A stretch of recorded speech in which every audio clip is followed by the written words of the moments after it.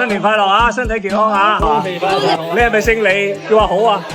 唔係。64歲嘅江華曾經係90年代紅極一時嘅當家小生，主演過多部經典劇集。